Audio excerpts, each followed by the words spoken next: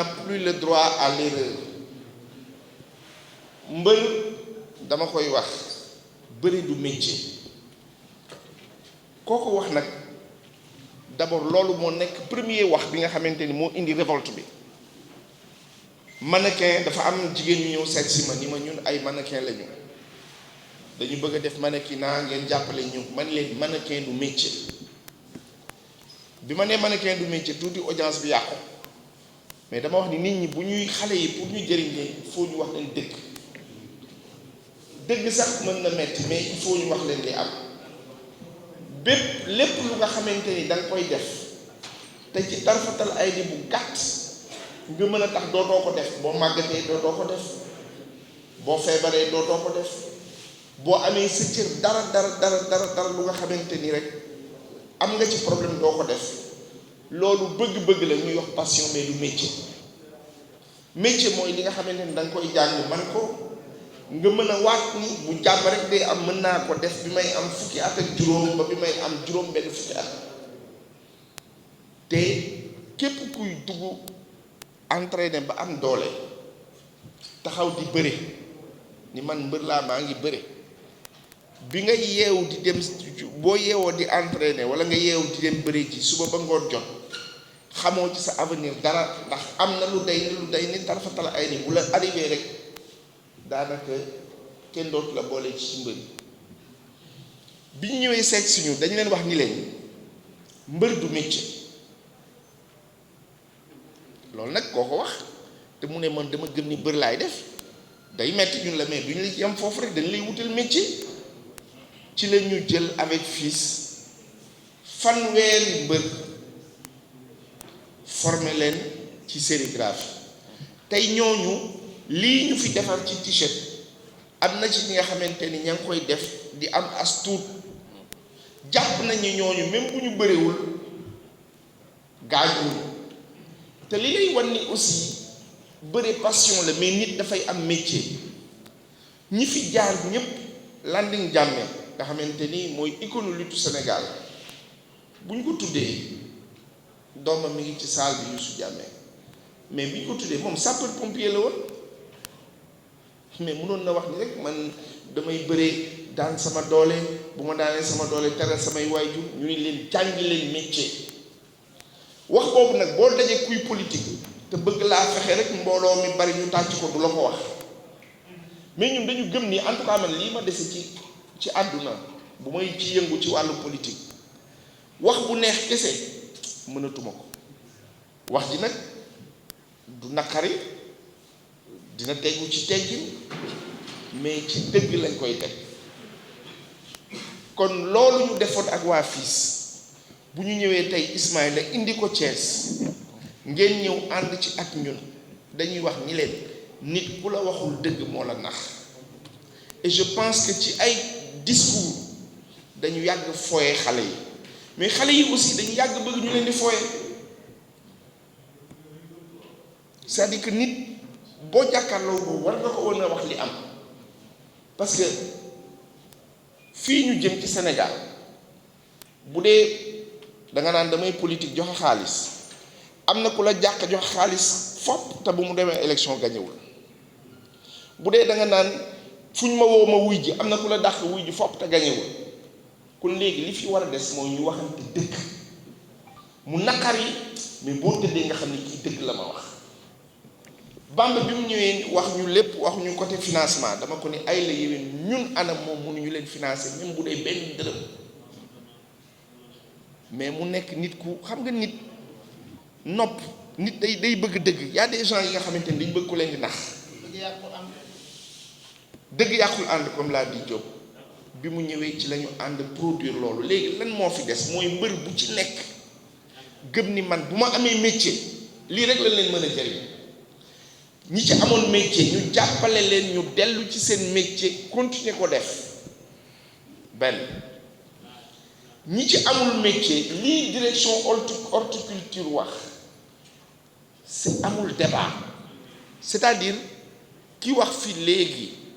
au nom de l'ingénieur qui a parlé tout de suite au nom du directeur de l'horticulture waxu fi ay waxu à peu près il a tenu un discours courageux mais réel et sincère te lim leen wax yépp pour ngeen def ko soxlawul ngeen di sonn soxlawul ngeen di def leen volonté la rek ak jóg dem ci information bi direction de l'horticulture ñu jàppale leen la même chose la direction de l'emploi wax li ngeen fi wax yépp aajowul nit di sonn aajowul nit di fay dara pour mën ci def liggéey maintenant nag nit ñi dañu bëgg leen toog fi nga toog bu ñu waxee gouvernement bi nga xaram dem ci réseaux sociaux yi lu ñu wax nga ni noo amul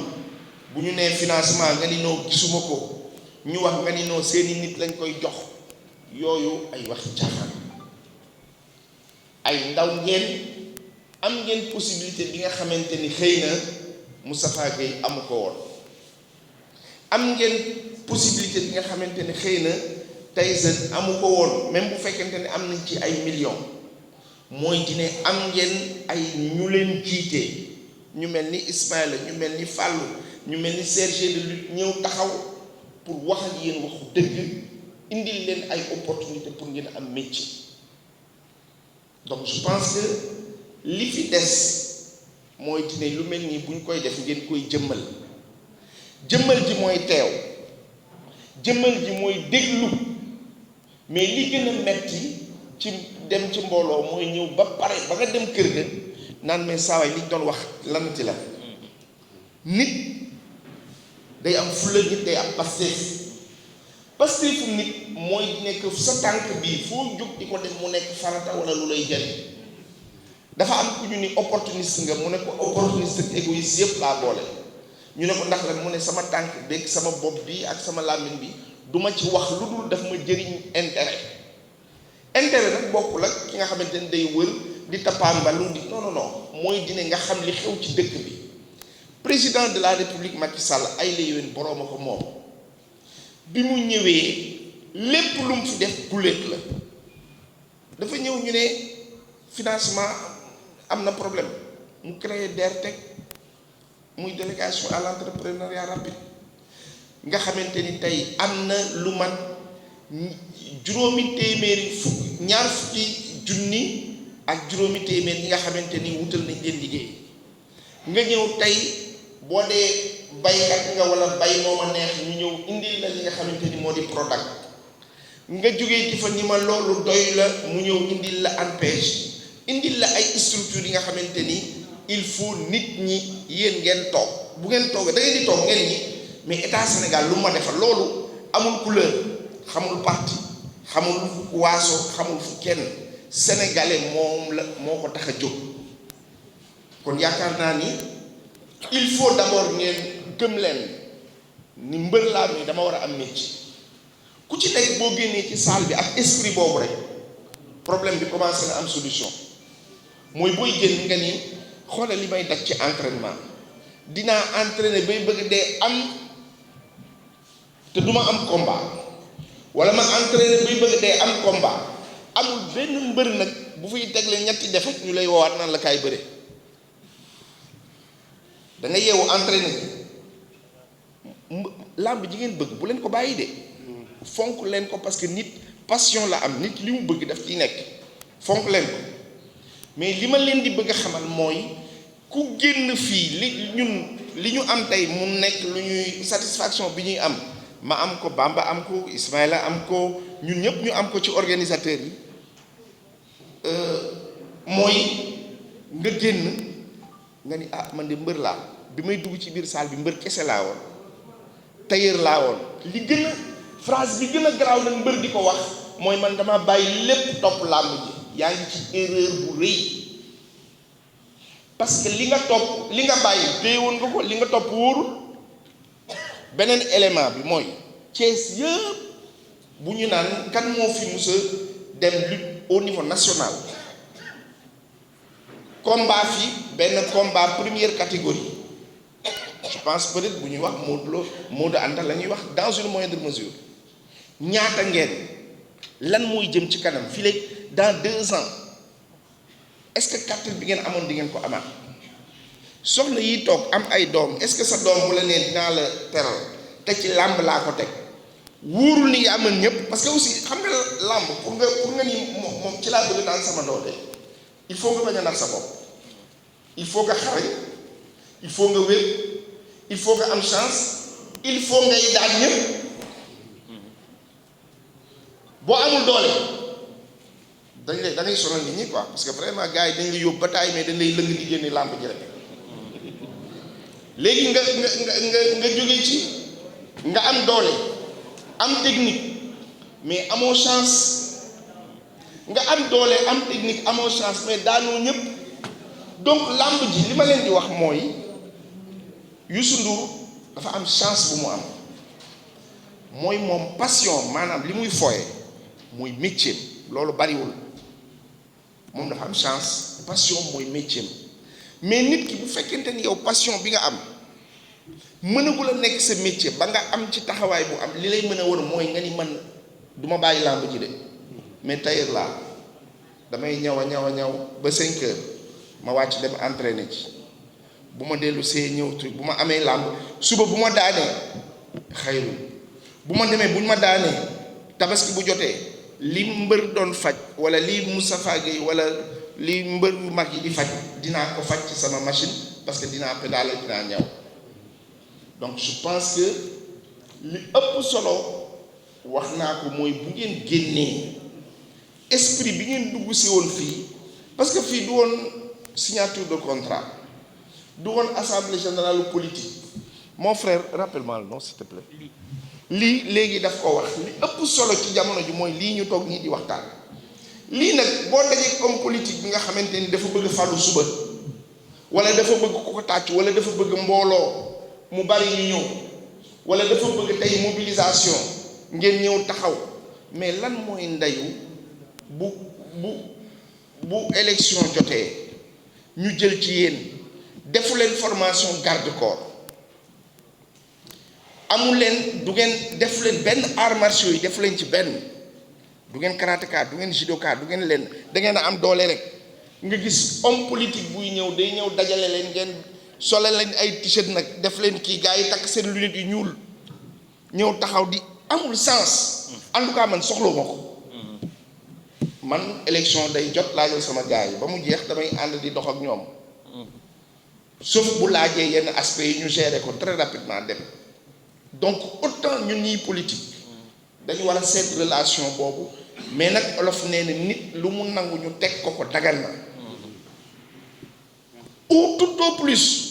bu élection jotee ñun li ñu bëgg nii mooy former leen en technique de garde rapprochée bu ñu leen ci former au moins bu ñu ci amee fukk wala ñaar fukk nga xamante ni am nañu seen benn écurie former na leen ci élection bu jotee wala même bu élection jotul même bu fekkente ni nit ñi dañu soxla garde rapprochée ñu ñëw mën a contracter ak yéen fay leen ñun soxlawuñ ci dërëm man du Bamba du lii du Ismaïla ñun xam nga lan lañ ci am comme soxla mooy dina ëllëg rek ñu gis ni suñu rakk suñu doom suñu jarbaat yi gëmoon ni kat ñun bàyyi woon lépp pour làmb jël nañ ñi seen xel ni mbër du métier bëre du métier bëre passion la maanaam bëgg la nit danaan damaa bëgg a way kii ni man damaa bëgg fecc kii ni man damaa bëgg def leneen kii ni nga def ko nag mais nga wutaale sa métier pour gën a daan sa doole donc je pense que li ñu leen fi tegtal yépp mbir mi foofu la jëm il faut ñu xool leen ñun ci dëkk bi la ñu dëkk on a un mouvement national gëm sa bopp bu doon tey dañ bëgg fii fees kese fii bu ñu bëggoon mu fees kese mën nañu dajale autant de femmes et de jeunes mu fees dell gars yi ñëw tàcc yi riir ñu wax fii benn mbër ñëw bàkku ñu wax après ñu dem te ça ne servira à rien du tout mais bëgguñu leen politiquer mais bëgg nañu ànd ak yéen ci wàllu àdduna ba ëllëg nu mun ci demee bu fekkente ni taxaw dafa jot ngeen xool xam ni kii kat la ma doon wax du intérêt ci man et je pense que loolu ci discours la loolu ci taxawaay la je pense que élément boobu moo di wax leneen li nga xamante ni nag mën nañ ko jël comme décision mooy au moins ci ñaar formation dinaa wax directeur des opérations mu seet ko mooy formation en sérigraphie rapidement ñu defal leen ko formation en réparation de téléphone portable parce que ñun dañoo jël métier yi nga xamante ni nit ñi dañ koy soxla ak blanchisseur tey dañoo jël li nga xamante ni nit ki soxlawul muy jàng dara mooy formation en réparation de téléphone portable ñëpp a koy soxla formation en pressing maanaam faute ak passé nit ñi dañ ko war a jàng formation en sérigraphie ñett yooyu mooy yi nga xamante ni war nañ leen ko mën a defal très rapidement bu ngeen ànd ak association taxawu làmb ak FILS ak ANAMO ci convention bi ñu mën leen ko defal. maa ngi éclairer sànq je pense que Diallo ñëw na ci bi ñuy wax ci pourquoi Thiès ville amul maison de l'outil bi ñu ñëwee je pense depuis 2014 bind nañu maire yëpp pour wax leen nañ ñu jox espace mais amuñu benn espace bu ñu mën a jox Thiès pour ñu mën fi def maison de l'outil moo tax li ñu décidé mooy à partir de janvier comme amuñu fu ñu ko defee ñun ci suñu budget prévoir nañu louer benn kër un local mu nekk une convention ñu signé ko def une maison de l'outil pour la ville de Thiès. Parfois nga dajeeg nit xëy na mu poser question ni Malick li muy defal yeneen région yi dama leen di wax ni leen le nombre de jeunes yi ñu formé fii Thiès dans la ville de Thiès moo ANAMO yi mu ci def formé nañu 1350 jeunes biir Thiès réparation de téléphone portable pressing sérigraphie ak nu mu tuddati ak mécatronique bi nga xamante ni ñu ngi koy bëgg a former boo ko jëlee war na mat 1350 je pense au moins ci la ñu am ay jeunes yu dëkk Thiès yu ñu former donc je pense que globalement baaxoon na pour ñu expliquer leen loolu di leen wax ni leen bëri leen entraîner leen mais ñëw leen ci métier mi nga xamante ni mooy tax weeru dee wala ngoon gu jot nga mën a mos dara. Je pense que parce que fi may terminer et élément boobu moo ci ëpp l'importance mooy dine que mbër moo gis mu entraîné ba fees dell am doole buñ ko encadré wul joxuñu ko métier amul làmb c'est un potentiel délinquant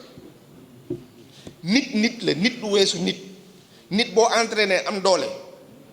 ba fees dell am jot li taxoon nga entraîné gisoo ko mooy amoo mbër amoo làmb maanaam amoo combat gañewoo ci xaalis